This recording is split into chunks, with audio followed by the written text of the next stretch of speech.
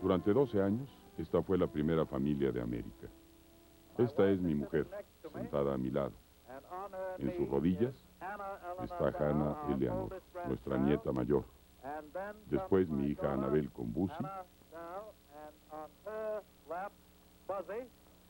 Y en el extremo izquierdo mi madre. Detrás de mí se encuentran los muchachos, Franklin Jr., James el mayor, John y John Curtis. ¿Cuál es el lema de nuestra campaña? Han vuelto los días felices. Muy bien, eso es.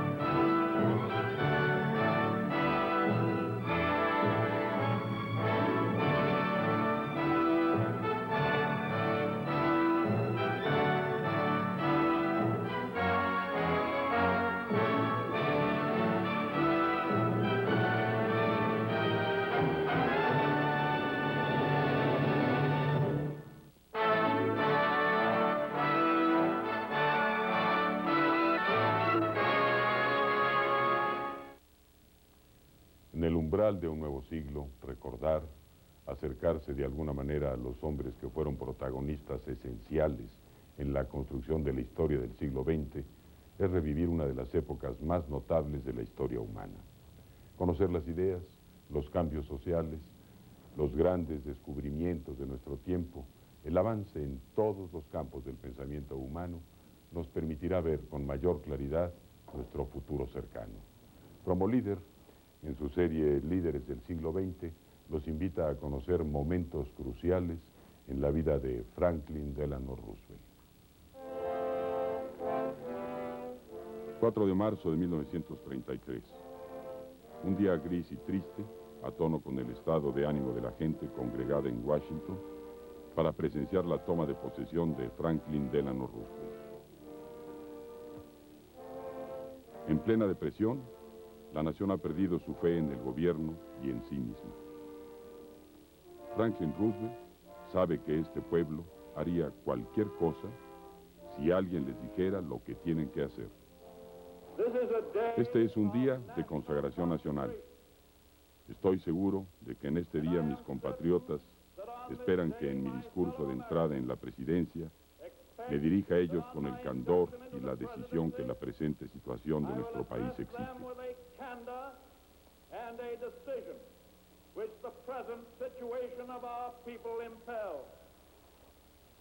Antes que nada, permítanme decirles mi firme creencia en que la única cosa que debemos temer es al propio miedo.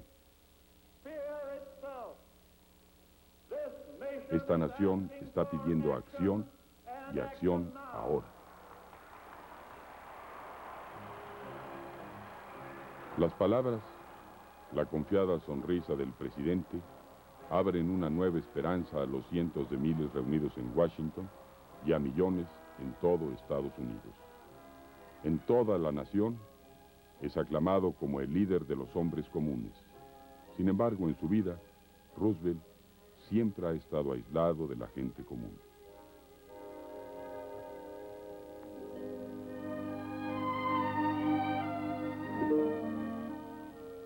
Nació en 1882 en Hyde Park, Nueva York. Franklin Delano Roosevelt pasa su infancia rodeado de riquezas y lujo.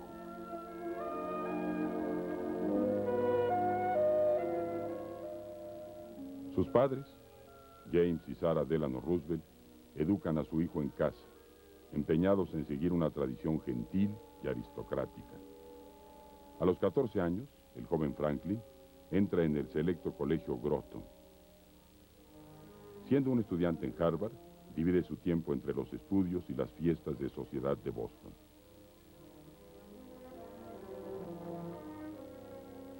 En 1905, se casa con su quinta prima, Eleanor Roosevelt.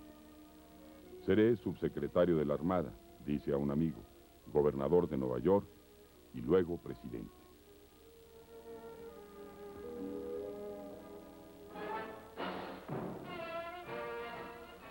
El joven Roosevelt Apoya la campaña de Woodrow Wilson en las elecciones presidenciales de 1912. Cuando Wilson es elegido, Roosevelt recibe el cargo de secretario adjunto de la Marina. Un astuto político advierte: ya conocen a los Roosevelt. A donde quiera que haya un Roosevelt, siempre quiere estar en primera fila. Roosevelt disfruta con el cargo, siempre le han gustado los barcos, la navegación y el mar. Roosevelt supervisa la construcción naval ante la entrada de América en la Primera Guerra Mundial. Apuesta por nuevas ideas radicales y preocupa a los ingenieros conservadores al decir: inténtenlo y veremos qué pasa. Pongo mi dedo en todo, escribe a su mujer, y en Washington hace valiosos contactos políticos. No es un gran pensador, dice un oficial, pero es inteligente y aprende rápido. En 1920, los demócratas designan a James Cox, gobernador de Ohio, como candidato a la presidencia. Elige como segundo a Franklin Roosevelt. El nombre de Roosevelt tiene mucha fuerza entre los votantes y a Roosevelt le gusta que mucha gente lo tome por el hijo de Teodoro Roosevelt.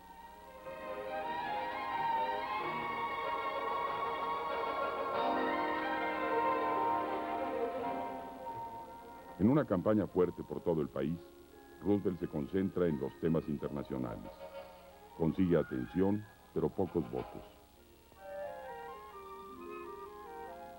Cuando la administración republicana barre en las elecciones de 1920, Franklin Roosevelt vuelve a la vida que sus padres quisieron para él. Con Eleanor y sus 5 hijos, pasa un verano relajado en Campobello, nadando y navegando. Pero por mucho que disfrute con su familia, aún anhela la emoción de un cargo público. Y en el verano de 1921 mantiene correspondencia con importantes líderes demócratas. De repente, sufre un ataque de polio. Las piernas de Roosevelt quedan paralizadas. La parálisis destruye los sueños de Roosevelt y su esperanza de hacer carrera en la política. Pero su mujer, Eleanor, con paciencia le anima a no rendirse. En Warm Springs, Georgia, Roosevelt se somete a un enérgico programa de terapia física.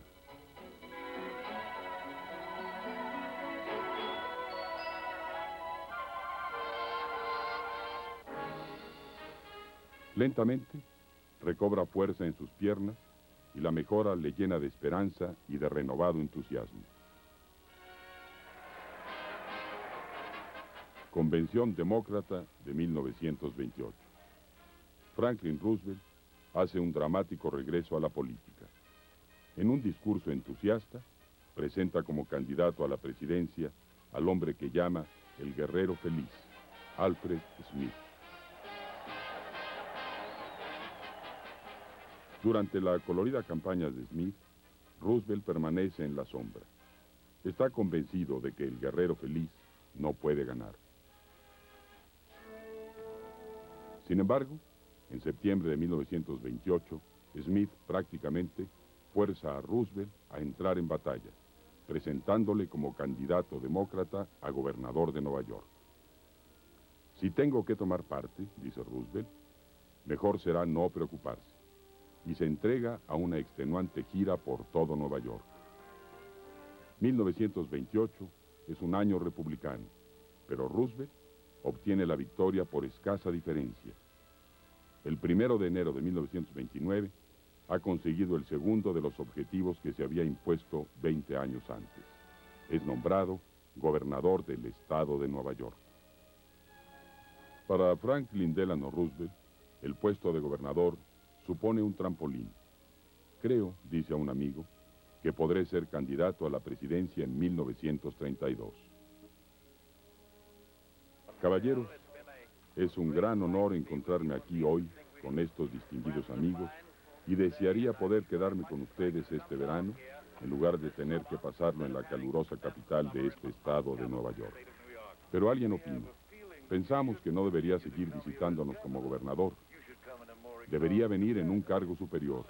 Todos deseamos darle la bienvenida como presidente en algún momento dentro de los 2 próximos años. La Convención Demócrata de 1932. No importa a quién designemos, dice un líder del partido, ganará. Pero Franklin Roosevelt es la figura más importante que tenemos. Franklin Delano Roosevelt ha sido nominado por esta convención para la candidatura a la presidencia de los Estados Unidos. Demócratas jubilosos proclaman: los días felices han vuelto.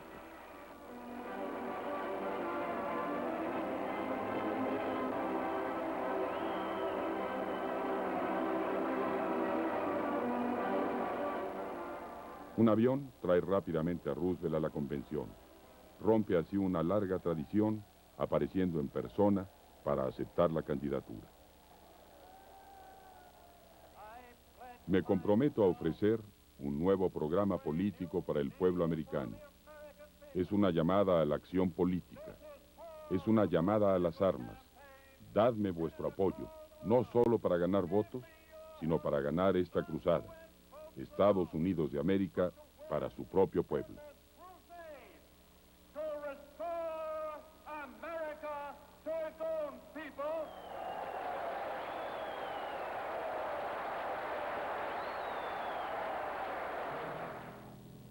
La depresión es el tema único de la campaña de 1932. 11 millones de americanos se encuentran sin trabajo, familias sin comida, sin ropa, sin hogar, una nación sin esperanza.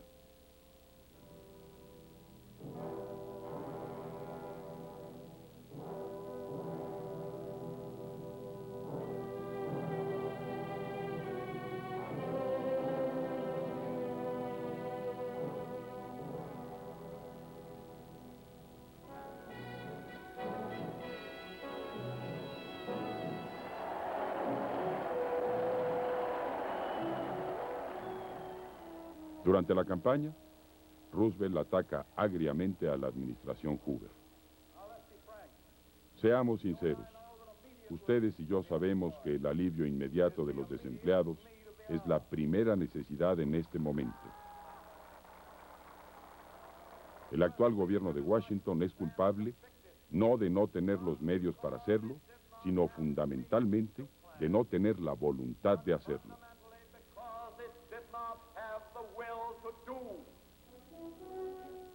Roosevelt es un candidato incansable, que congrega audiencias entusiastas a donde quiera que vaya. Encanta a las masas, dijo un observador. Pero no parece tener un programa concreto, solo una colección de vagas propuestas. Pero la personalidad electrizante de Roosevelt domina la campaña. El día de las elecciones, el Partido Demócrata, tras la figura de Roosevelt, alcanza por mayoría el poder. Su victoria es un triunfo personal, pero sabe que de alguna forma debe encontrar los medios de poner de nuevo en marcha la maquinaria productiva de los Estados Unidos de América, para sacar al atemorizado país de la terrible depresión. Nunca antes un presidente se había enfrentado a un reto semejante.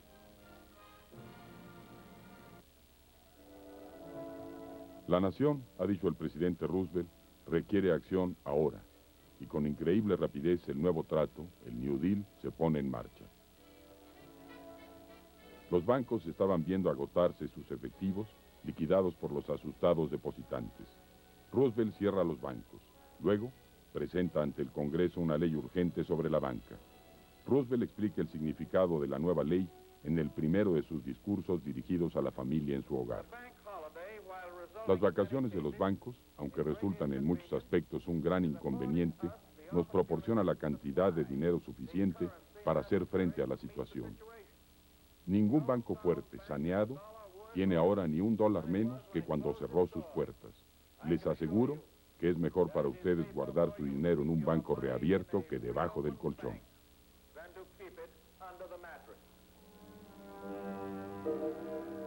Se produce otra crisis en los primeros 100 días de la administración Roosevelt. Fuertes barricadas formadas por granjeros intentan detener el embargo por falta de pago de la hipoteca sobre sus tierras. El Acta de Ajustes Agrícolas les proporciona dinero para salvar sus granjas y les promete un precio justo por sus cosechas. Para los desempleados, comienzan los proyectos federales de trabajo y si los planes son apresurados, a nadie le importa. No importa cómo salga a la larga, dice un funcionario. La gente no come a largo plazo, come todos los días. Una nación sedienta recibe con alegría el anuncio de una cerveza. Es el fin de la prohibición.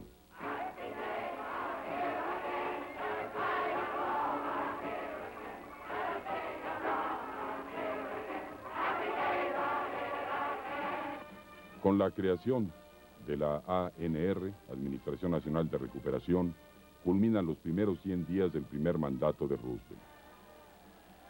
Con un desfile gigante a través de las calles de Nueva York, se celebra la fundación de este gigantesco movimiento cooperativista. El águila azul simboliza a la ANR y los miles de personas que se reúnen tras esta pancarta parecen tipificar el nuevo espíritu, el nuevo vigor que fluye de toda la nación.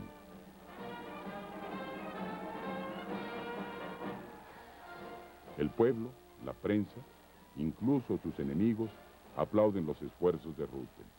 Es la punta de lanza de este nuevo despertar, dicen. Los primeros 100 días han acabado. Las leyes urgentes introducidas a través del Congreso han hecho frente a la emergencia. La mejora ha comenzado. Ahora, por primera vez desde hace más de un año, el presidente descansa.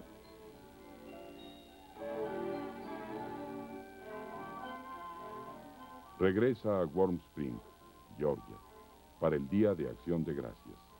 Aquí ha ayudado a fundar un centro de tratamiento para víctimas de parálisis infantil. Para estos jóvenes, él es una fuente especial de inspiración. Lo primero que hacemos es repartir las espinacas que tanto les gustan. Y después procedemos a comerlas. Esto. Y por último, si quieren, nos matamos.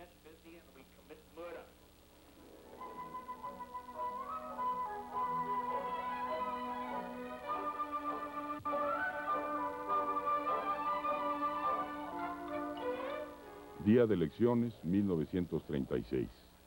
El New Deal alcanza su mayor popularidad. En Times Square, una multitud alegre celebra la noticia de la reelección de Roosevelt con una mayoría que no tiene precedente en la historia. Día de la toma de posesión, 1937. El presidente rechaza el coche cubierto en el desfile que se celebra después de la toma de posesión.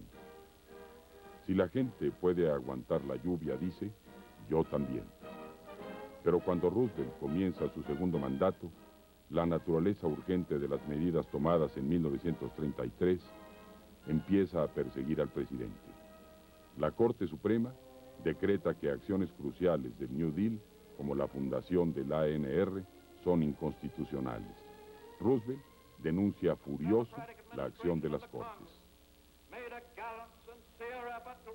La administración demócrata y el Congreso hicieron un intento sincero para reunir fondos, para reducir horas, para abolir el trabajo infantil y eliminar prácticas comerciales injustas. Conocemos a quienes asumieron el poder de vetar y vetaron este programa. Si queremos que la democracia venza, debemos actuar ahora.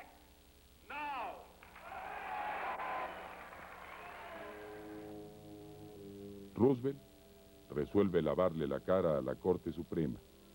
Reflexionando sobre varios planes, termina por hacer la siguiente propuesta. Por cada juez de más de 70 años, se elegirá otro juez para ayudar a aligerar el exceso de trabajo. La mayoría de los 9 jueces tienen más de 70 años.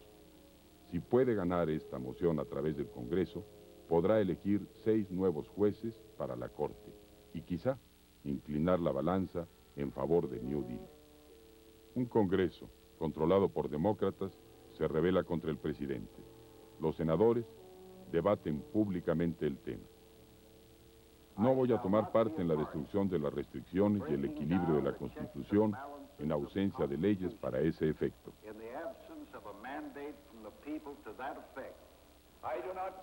No creo que ninguna persona que confíe en el presidente de los Estados Unidos creerá en ningún momento que él está movido por el deseo de nombrar jueces para la Corte Suprema de los Estados Unidos en interés personal.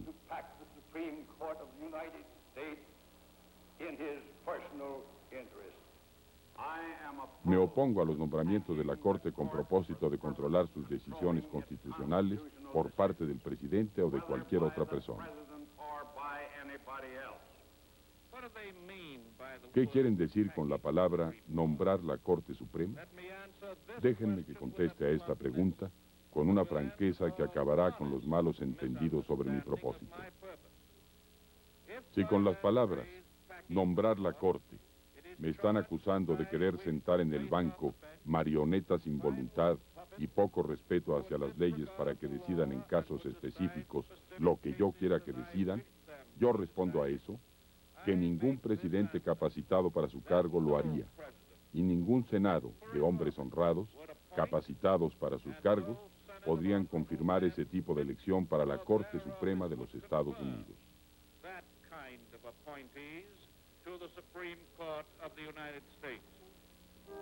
Roosevelt fracasa en su intento de conseguir apoyo del Congreso.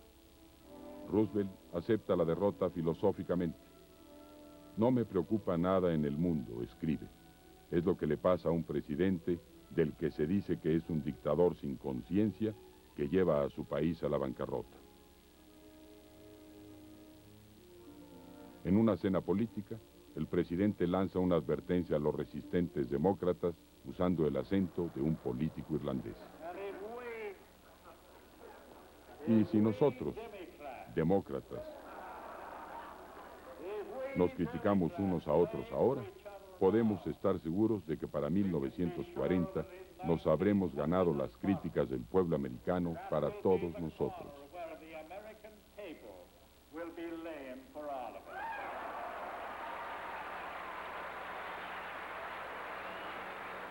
Roosevelt se niega a anunciar sus planes para las elecciones de 1940. Muchos líderes demócratas temen que pueda querer romper la larga tradición de la elección de un presidente para un máximo de 2 candidaturas. Septiembre de 1939. Hitler invade Polonia y enciende el detonador que da inicio a la Segunda Guerra Mundial. La crisis en Europa cambia la visión de muchos demócratas. Debes presentarte, le dicen a Roosevelt. En la Convención Demócrata de 1940, Roosevelt es nombrado candidato con aclamaciones. Habla a los delegados por la radio. Ante el peligro al que nos enfrentamos en estos tiempos, mi conciencia no me permite dar la espalda a esta llamada del país.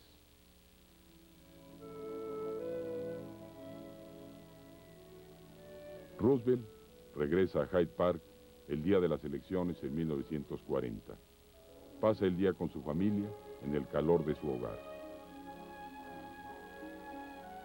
Pero bajo esa sonrisa confiada se esconden graves dudas sobre su reelección. Con el mundo al borde de la guerra, ¿pedirán a otro que les guíe? A medianoche, la duda se despeja. Roosevelt ganará para un tercer mandato sin precedente. Noviembre de 1940. En el amanecer de una nueva crisis, el pueblo quiere a Franklin Delano Roosevelt para que lo gobierne. Se cierne una gran tormenta, una tormenta que hace las cosas difíciles para el mundo entero. Nuestro futuro nos pertenece a nosotros, pueblo norteamericano. Nosotros debemos diseñarlo, construirlo, y lo haremos. Lo haremos y esperamos que el resto del mundo también lo haga.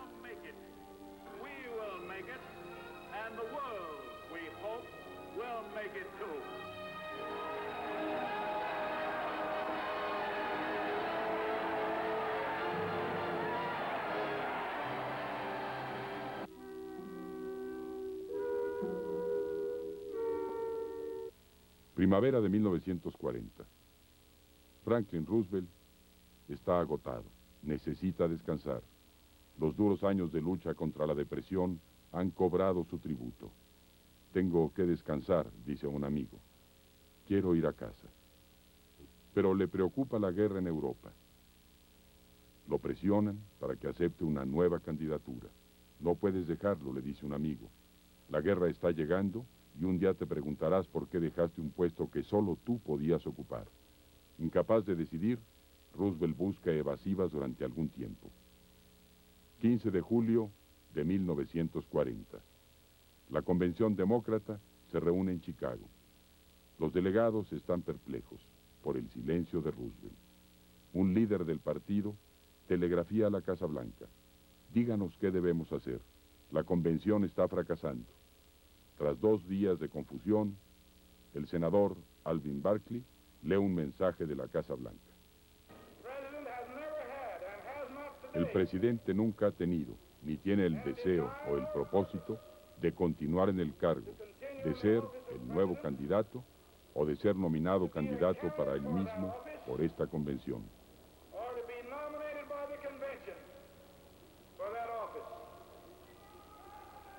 Desea profundamente y con toda franqueza dejar claro que todos los delegados de esta convención son libres de votar por cualquier candidato.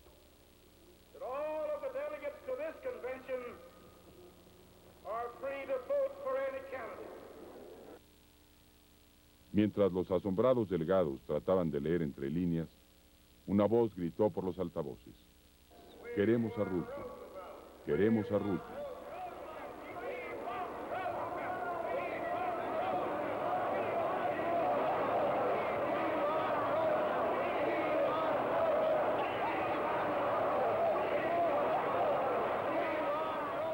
La convención estalla y Roosevelt es nominado por aclamación.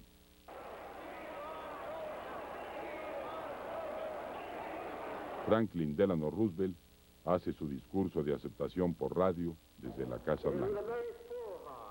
Esta noche me dirijo a ustedes con el corazón. He de confesar que lo hago con una mezcla de sentimientos porque me encuentro en un conflicto entre el fuerte deseo de retirarme por un lado y esa cosa invisible e insistente llamada conciencia por el otro.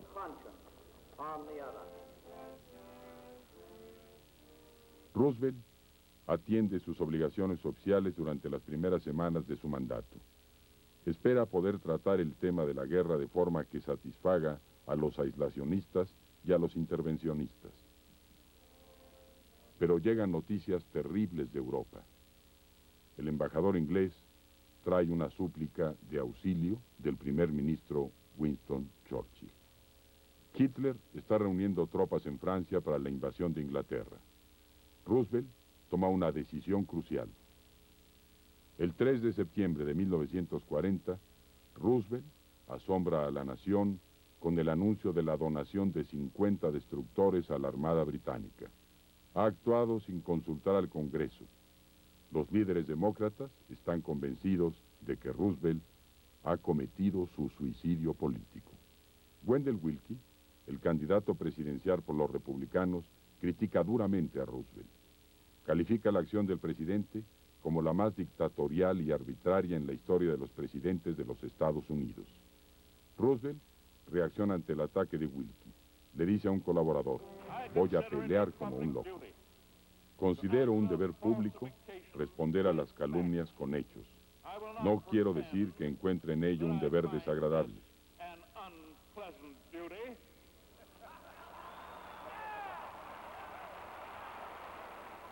Soy un viejo luchador y me gusta una buena pelea. Determinado a hacer de cada discurso una bomba, convierte la campaña en un espectacular despliegue de oratoria política. Sabemos, mirando las estadísticas, que los grandes y pequeños negocios en América han subido por encima del nivel de 1932 y en un estudio más profundo, incluso por encima de los años 20.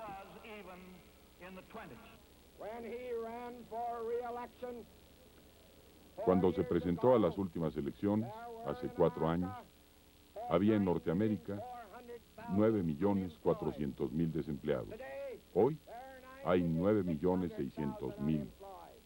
Franklin Roosevelt no sabe lo que significa trabajar con las manos, y menos aún, cómo producir para que otros puedan trabajar.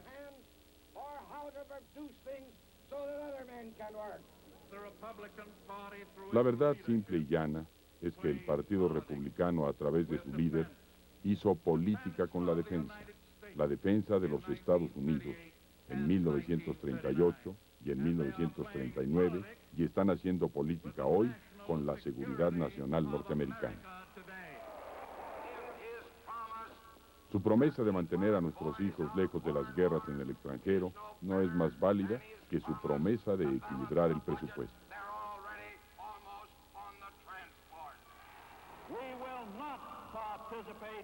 No participaremos en guerras extranjeras y no enviaremos a nuestra Armada o Fuerza Aérea a luchar en tierras extranjeras, excepto en caso de un ataque.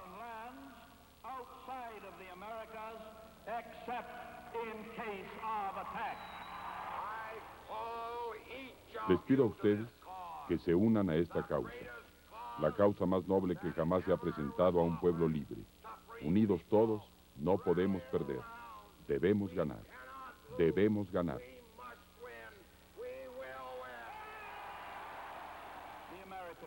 No podrán sembrar el pánico en el pueblo americano. El esfuerzo fracasó anteriormente y fracasará de nuevo.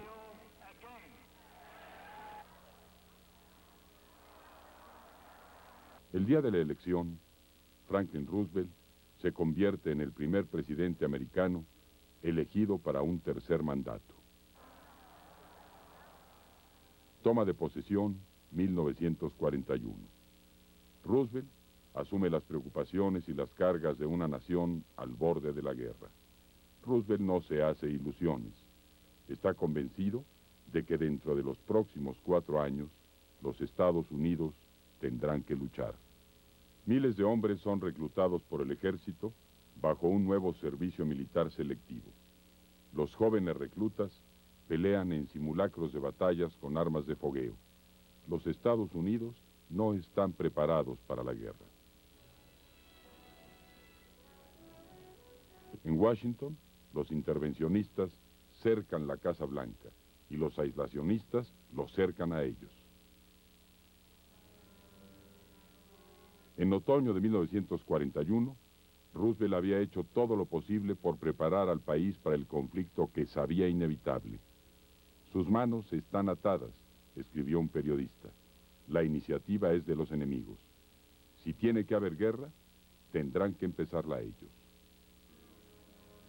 Roosevelt y el secretario de Estado Cordell Hull llevan a cabo importantes negociaciones con los japoneses.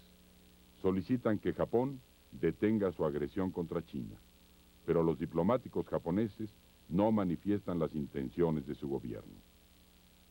Ni siquiera en Hyde Park puede Roosevelt escapar a las tensiones de la situación internacional. Intenta pasar el mayor tiempo posible con su madre, Sarah Delano Roosevelt, cuya salud está decayendo. La devoción de Roosevelt por ella es profunda.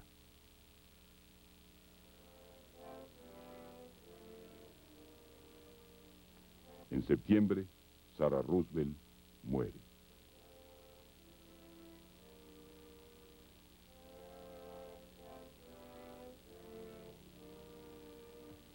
Abatido por el dolor, Roosevelt mira al futuro lleno de malos presagios. Quizá mamá murió en el momento adecuado, dice a su mujer. A ella no le gustaría la clase de mundo que se avecina. 26 de noviembre.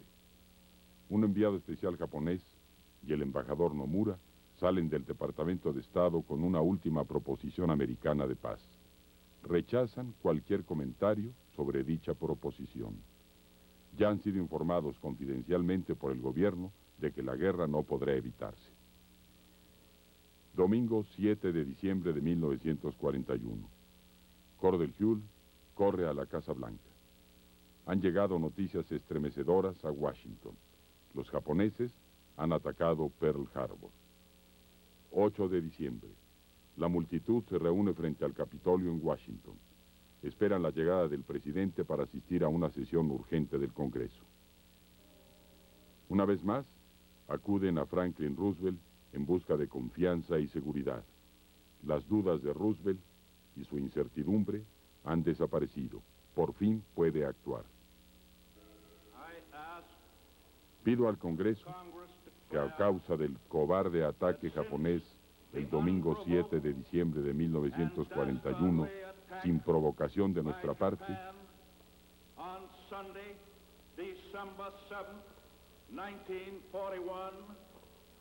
declare que existe un estado de guerra entre los Estados Unidos y el Imperio japonés.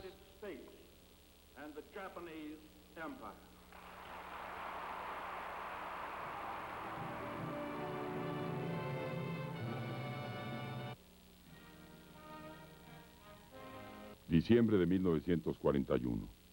Las llamas de la Segunda Guerra Mundial finalmente han alcanzado a los Estados Unidos.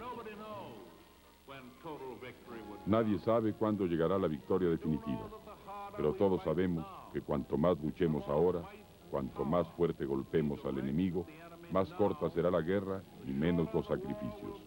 Ahora es su turno.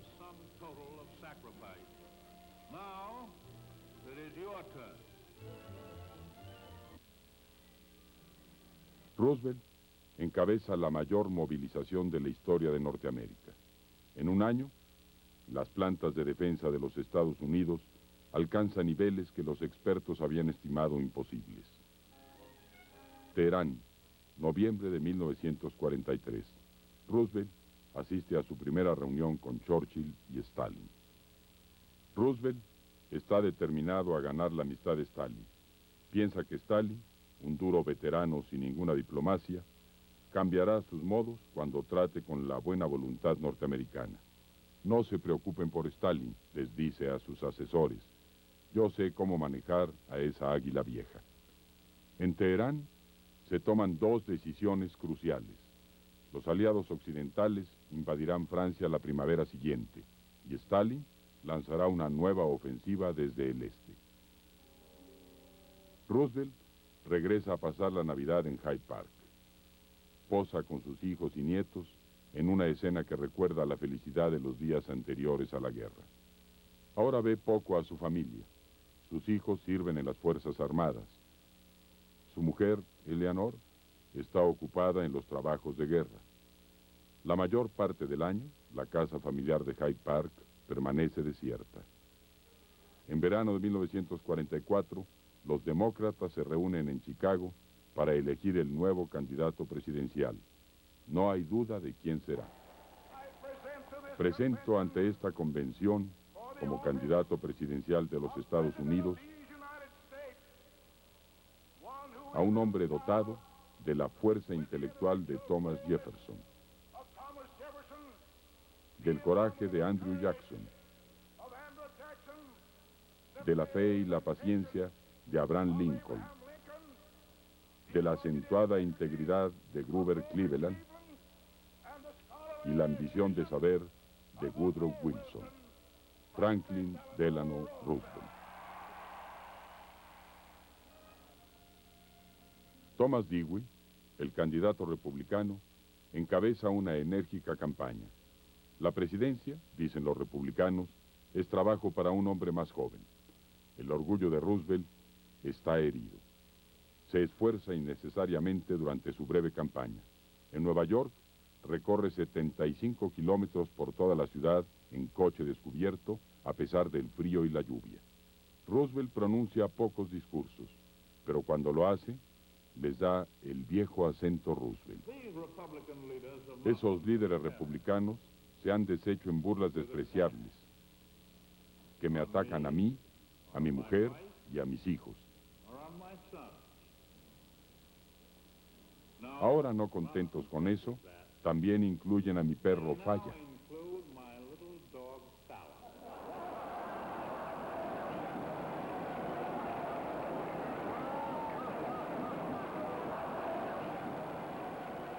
Falla es escocés.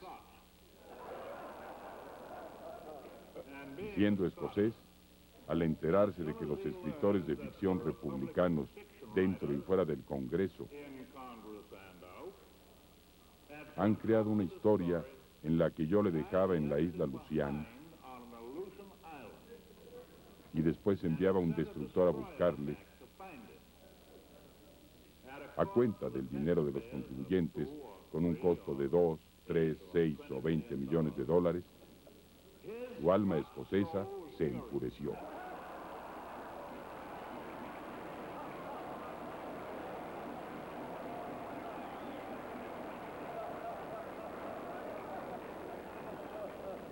Ya no ha vuelto a ser el mismo perro desde entonces. Como se preveía, los votos dan a Roosevelt una victoria arrolladora. Roosevelt gana así una histórica cuarta candidatura. Y cuando digo bienvenido a casa, espero que mis amigos guionistas en los periódicos no entiendan que espero hacer de Washington mi residencia permanente para el resto de mi vida.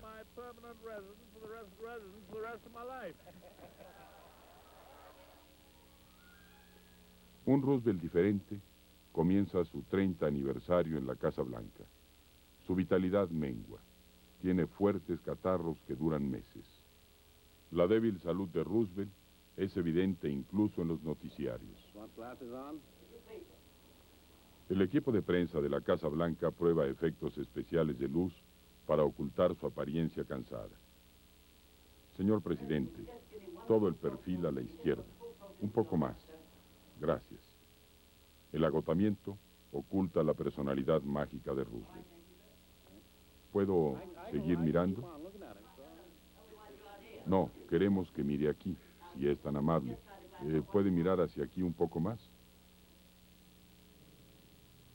4 de febrero de 1945, Yalta. La segunda conferencia de los tres grandes. La guerra europea está a punto de terminar. Roosevelt impulsa la realización de su sueño más grande, una organización de Naciones Unidas que aseguren la paz. Roosevelt acepta la palabra de Stalin de que las naciones ocupadas del este europeo tendrán su independencia después de la guerra. Exhausto pero satisfecho con las conversaciones de Yalta, Roosevelt regresa a casa. Está convencido de que ha visto el comienzo de un nuevo espíritu de armonía internacional. Miembros del Congreso, espero que disculpen esta postura poco usual y me permitan permanecer sentado mientras expongo lo que quiero decir. Sé que comprenderán que para mí es mucho más fácil si no tengo que arrastrar unos 5 kilos de acero en cada pierna y también que acabo de regresar de un viaje de 21,000 kilómetros.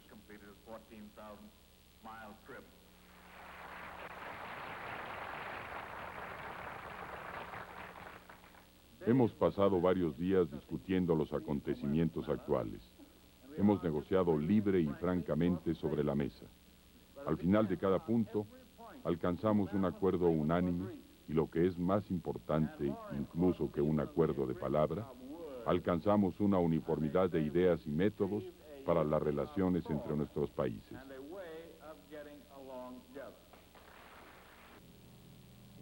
Pero en unos meses, la tiranía comunista en Polonia y Rumania acaba con las ilusiones de Roosevelt sobre el espíritu de Yalta. Los comunistas han empezado a intervenir prácticamente en todo el este de Europa. Roosevelt se ve obligado a reconocer sus errores de juicio. Empieza a temer que no ha hecho todo por asegurar la paz en la posguerra. Roosevelt viaja a Warm Springs, Georgia, para descansar y recuperarse de un enfriamiento. Años atrás, lo había hecho después de un ataque de polio. Fue a recuperar fuerzas y ganar confianza. Anteriormente, la tranquilidad y el calor del sol siempre habían renovado su vitalidad. Repentinamente, un boletín de noticias conmociona al mundo. Ha muerto Franklin Delano Roosevelt.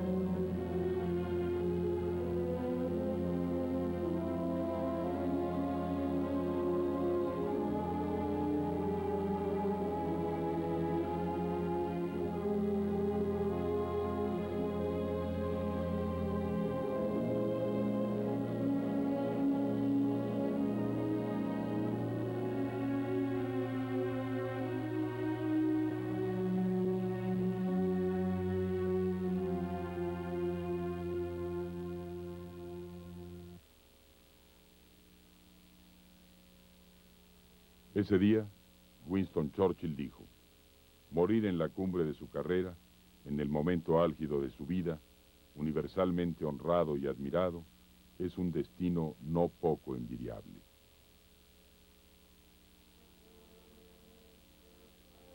La época Roosevelt ha terminado.